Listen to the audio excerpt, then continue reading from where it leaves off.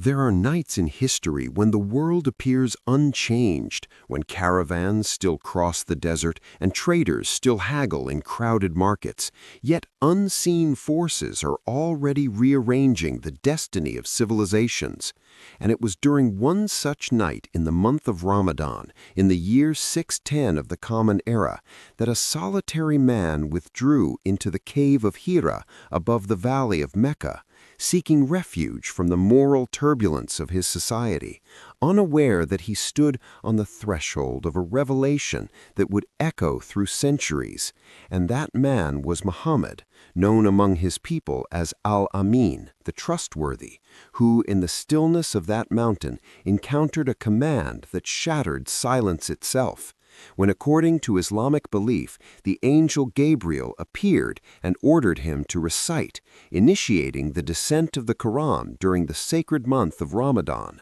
a month that would forever be sanctified as the season in which heaven touched earth. And from that trembling beginning emerged the foundations of Islam, a faith that would not only reshape Arabia, but expand across continents, carrying with it the annual discipline of fasting prescribed in the second year after the migration to Medina, when the young Muslim community, having endured persecution and exile, received the divine command to abstain from food, drink, and marital relations from dawn until sunset throughout Ramadan,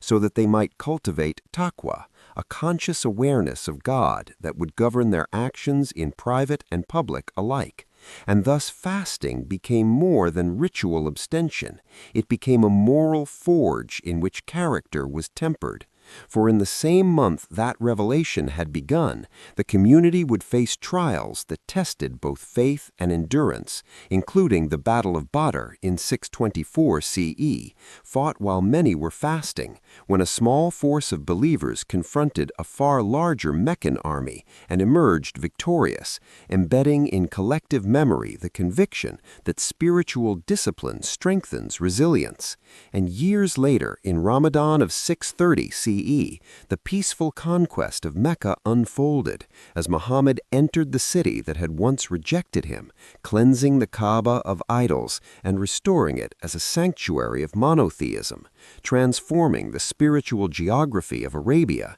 and cementing Ramadan's association with renewal and moral triumph. And as the prophet's message spread beyond the Arabian Peninsula after his passing in 632 CE, the obligation of Ramadan fasting traveled with merchants and armies into Syria, Iraq, Egypt, and Persia, weaving itself into the fabric of emerging Islamic governments under the Rashidun and Umayyad caliphates, where cities like Damascus adapted their rhythms to the sacred month, markets adjusting to nocturnal commerce, and mosques glowing deep into the night with recitations of scripture divided into 30 sections to be completed over the month. And under the Abbasid Caliphate in Baghdad, Ramadan flourished within a civilization that fused scholarship, commerce, and piety, as jurists codified detailed regulations concerning the fast, articulating exemptions for the sick, elderly, travelers, pregnant, and nursing women, balancing devotion with mercy, while rulers were expected to display generosity through public kitchens and almsgiving, reinforcing the social dimension of fasting that compelled the wealthy to remember hunger's sting and discharge their obligations of charity, including zakat al-fitr before the festival of Eid al-Fitr, ensuring that even the poorest would share in communal celebration. And as Islamic civilization expanded westward into North Africa and Al-Andalus and eastward into Central and South Asia, Ramadan became a unifying thread across diverse cultures, observed beneath the arches of Cordoba's Great Mosque and along the banks of the Nile, where cannon fire in later centuries announced sunset, and eventually under the Ottoman Empire, the month acquired imperial grandeur in Istanbul, with illuminated messages strung between minarets and public distributions of food that demonstrated both piety and political legitimacy. Yet beyond courts and capitals, Ramadan remained most powerfully alive in ordinary households, where families rose before dawn for suhoor in quiet anticipation and gathered at sunset for iftar, breaking the fast traditionally with dates and water in imitation of prophetic practice. And thus, across centuries, Ramadan shaped not only theology and law, but architecture, poetry, governance, and social welfare, acting as an annual recalibration of communal life, reinforcing solidarity across class and ethnicity, binding distant provinces into a shared sacred rhythm.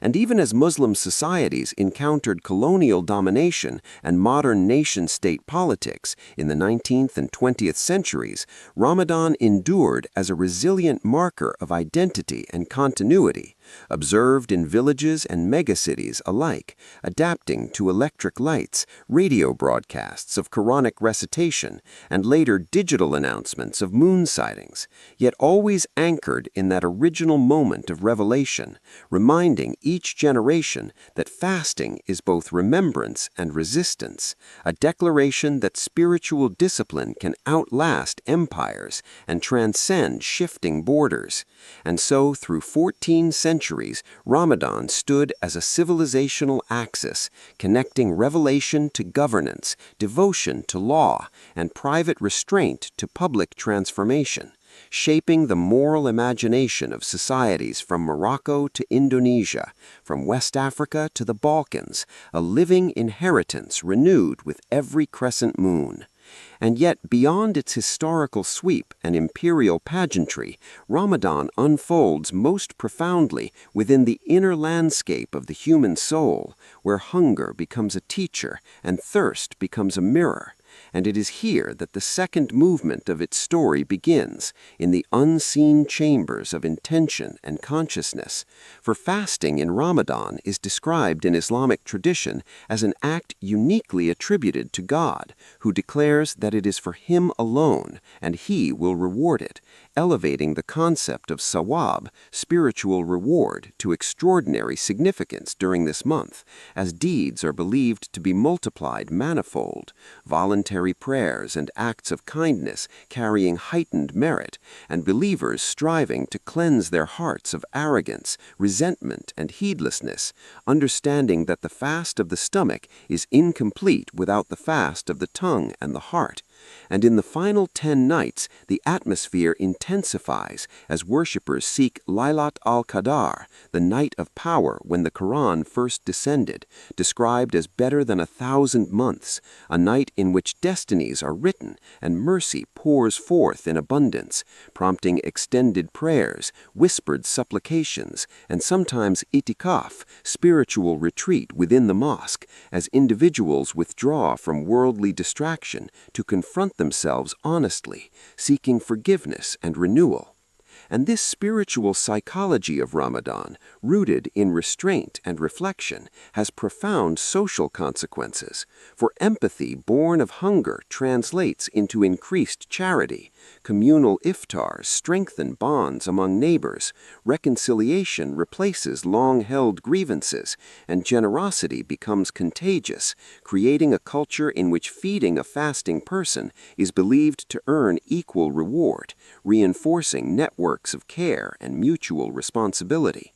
And in the modern era, scientific inquiry has begun to explore the physiological dimensions of this ancient discipline, observing that the dawn to sunset abstention practiced in Ramadan resembles forms of intermittent fasting studied for potential health benefits, including improved insulin sensitivity, stabilization of glucose levels, enhanced metabolic flexibility as the body shifts from glucose to fat utilization, and activation of autophagy,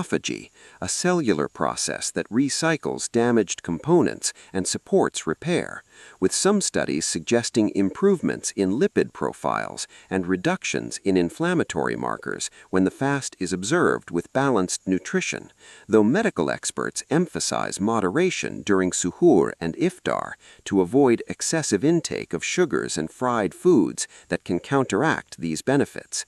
And beyond metabolic effects, researchers have noted psychological advantages, including strengthened self-control, increased mindfulness, reduced stress through structured routine and communal worship, and a sense of purpose that arises from shared sacrifice, all of which contribute to emotional resilience. While the global observance of Ramadan among Muslim communities in Europe, North America, Africa, and Asia illustrates its adaptability, as fasting schedules adjust to varying daylight hours, mosques host multicultural iftars inviting neighbors of other faiths, and digital platforms broadcast nightly prayers from Mecca to believers across time zones, reinforcing a transnational sense of unity. And thus Ramadan today operates simultaneously on spiritual, social, and physiological planes, serving as a comprehensive training ground that refines character, promotes health-conscious habits when observed wisely, amplifies sawab through sincere intention, and fosters solidarity in a fragmented world, culminating each